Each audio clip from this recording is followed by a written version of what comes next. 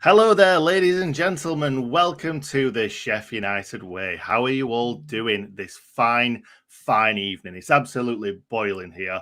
But look at the shirt I've got on, the brand new shirt. It came today specifically for this video. They sent me a letter within it saying, Nick, you're going to need this for your match preview. So here it is. Anyway, we are going to be talking about Middlesbrough versus Sheffield United at 2 p.m. on Sunday at the Riverside Stadium. Also, we will be offering a watch along from 1:30. It's going to be Noah and Robert, Captain Kosa. So, please do get involved and enjoy that from our US Blades. Also, big thank you to our members, as always. There they are on screen right now. If your name is down, you are in, and we absolutely love you. It's £4.99 a month. All you've got to do is click the join button on YouTube, and you will become a member. That's it, really. I'm going to have to bring in Hal. He's looking elsewhere. There he is. He's back now. Back in the room. You were looking all over the place when I was going to bring you in. I was putting my fan on. I don't know if you can hear that, but I just can't. I've tried it without the fan, and it's, you know what it is, Nick? It's too hot. It's too hot. I know you too well. Way too well these days. What do you think to the shirt? What do you think to this shirt? Eh? I don't care about that shirt. I don't care about that shirt at all. It's an inside joke, isn't it? This is, yes, Nick's annoyed because I didn't get him one. This is a gift not inside anymore. From 𝐍𝐸𝐫𝐶, the French arm of United World, who recognised my contribution to Sheffield United, sent me a lovely letter and wanted to gift me this as a thank you for all my work that I do for you, dear viewer. 𝐍𝐸𝐫𝐶, yeah, of course. They ain't got a Chateau clue, have they? That wasn't even rehearsed. It just straight off the dome.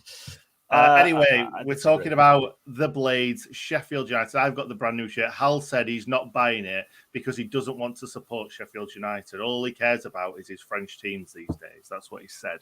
So let's move on from that and not give Hal a second to respond. And I'm going to talk about the last game against Millwall. We won 2-0. It's great. I did my match reaction, obviously. It was a great start. It fell a little bit flat just before half-time when Ollie Norwood missed the penalty. Second half, we just saw it out. It became a bit more of a professional job, but we neutralised Millwall completely. Their set pieces usually are fantastic. They put it into great areas. They attack the ball, and they score goals like they did the week before against Stoke City. They scored 2 goals from them. Charlie Creswell, both of them. They didn't get anywhere near scoring a goal in this game. So that is a feather in the cap for all the Blades players on that pitch. So, 2-0 win. Very, very happy with that one. Yeah, me too. Brilliant game. Loved being back. I missed Bramall Lane so much, and it was really, really special, that game. I thought it was a controlled, dominant performance from start to finish. That's what we want to see. Completely different to what I was witnessing last night at West Bromwich Albion. Not one that will live long in the memory warehouse. And really, unless you were there, you weren't able to see it, I understand. Yeah, absolute joke. I saw the highlights. It didn't look like a massive thriller, but the first half, it looked like we had a lot of good chances and chances that we just didn't take.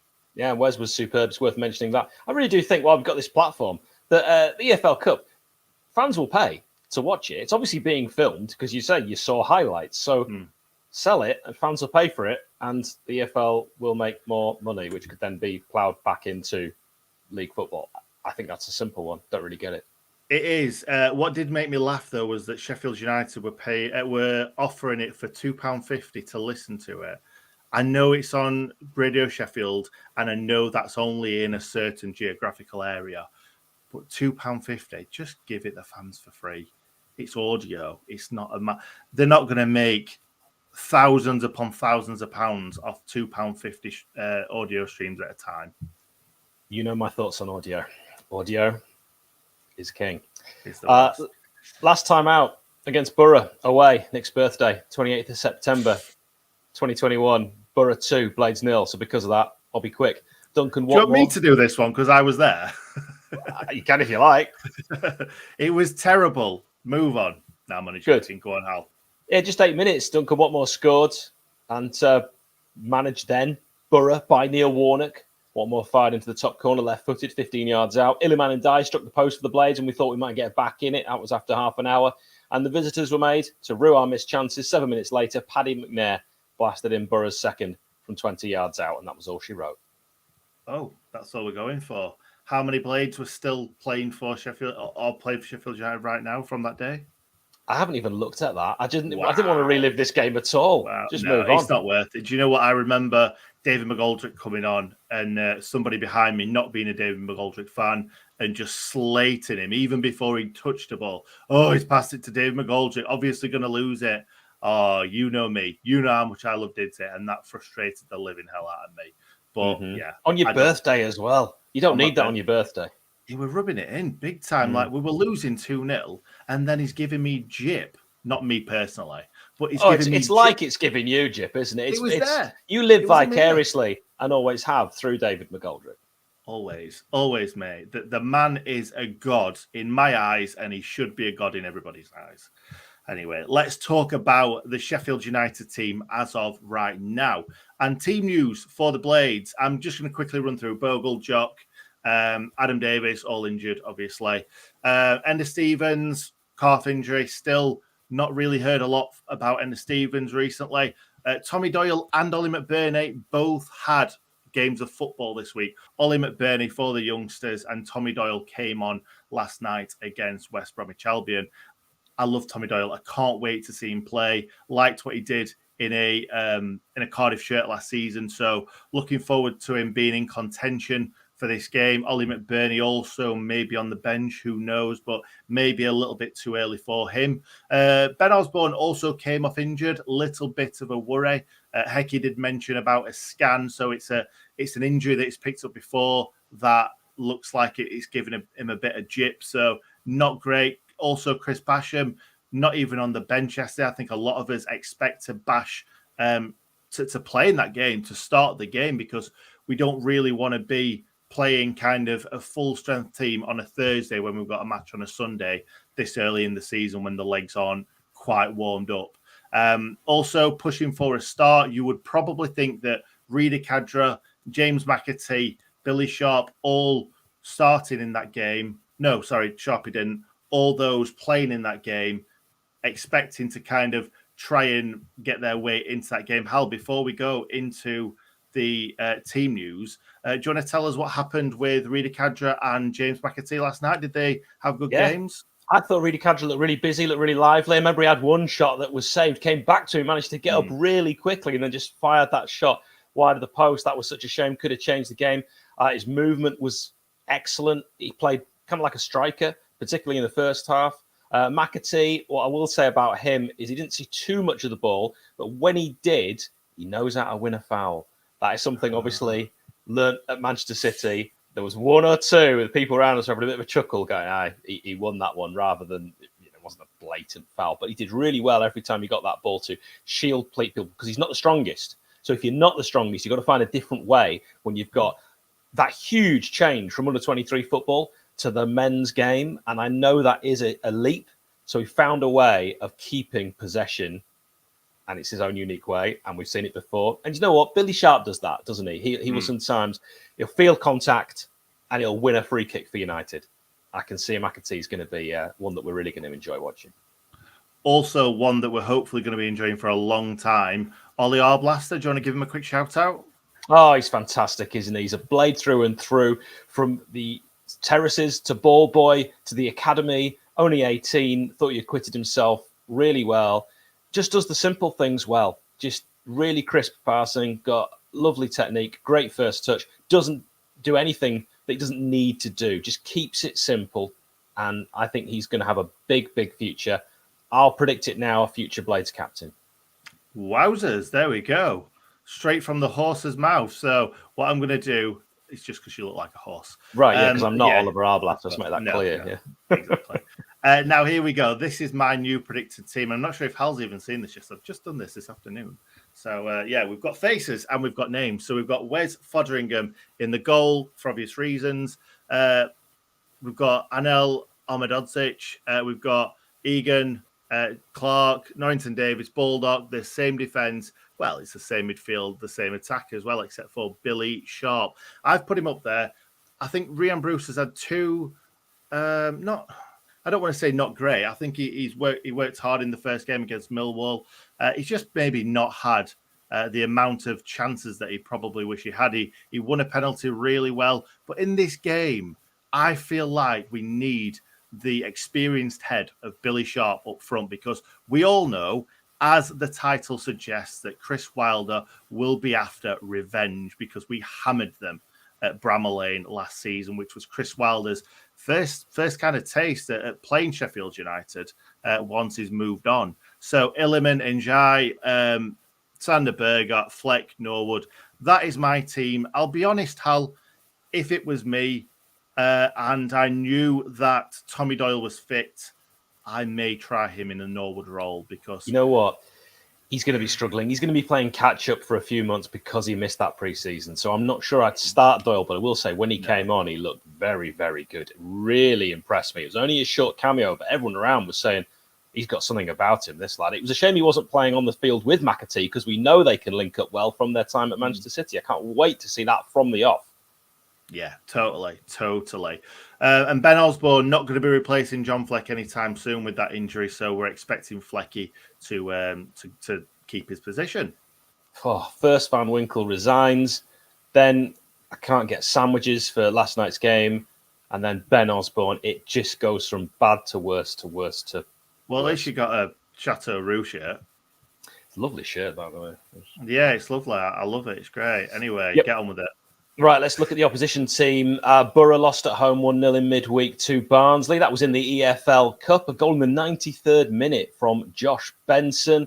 They'll have been a blow for them so late on, I think, to lose like that. Like United, I'm sure their focus is on the league. Chris Wilder playing down their promotion credentials. He loves doing that, but we know what he's really thinking. You know, their lineup against Barnsley contained some first-teamers and players we've faced before, the likes of Paddy McNair, Duncan Watmore, who I've already mentioned, Dale Fry. Dyke Steele played in midweek and against West Brom in the league before that. The defender could well feature on Sunday. I also expect to see the return of Matt Crooks, Isaiah Jones, Ryan Giles, Johnny Howson, and that new signing from Brentford, Marcus Force, after opening his account in their eventual defeat to Queen's Park Rangers. I saw Marcus Force in pre-season. I went to Maidenhead against Brentford, and I actually said to my mate who I was with, he looks like a Sheffield United signing, because he was a striker that looked like he could not score goals. And I thought, I've still got my Chris Wilder hat on, haven't I? And that is a typical Wilder signing. Now, having said that, he'll probably have an absolute stormer in the game against United, but he was very poor in that pre-season friendly. Middlesbrough's possible starting lineup, I reckon Stefan on loan from Man City in goal, Dyke Steele, Lenihan, who's just coming back after a suspension, McNair, then in the midfield, Jones, Crooks, Howson, McGree and Giles up front. I think it will be Watmore and that man I've mentioned, Marcus Force. The referee is Andre Mariner from the West Midlands. Last season, he took charge of 28 matches in all competitions, mostly in the Premier League, issuing 90 yellows, 3 reds and 7 penalties. He last refereed the Blades' 2-1 home defeat against Nottingham Forest in the playoff semi. That was on the 14th of May. Prior to that, he was in charge of our 4-0 defeat at Spurs, 2nd of May 2021, and our game against Tottenham on January the 17th, 2021 at home. We also lost that game. That one was 3-1. Fantastic. Sounds like a great referee to have as refereeing in a big game like this. It's a terrible omen, isn't it? Were you jibing at Chris Wilder a second ago? I'm just having a little playful... Yes, I was, yes. Yeah, no need. Well, he signed strikers that can't score goals, and to be honest, he's left us with some of them.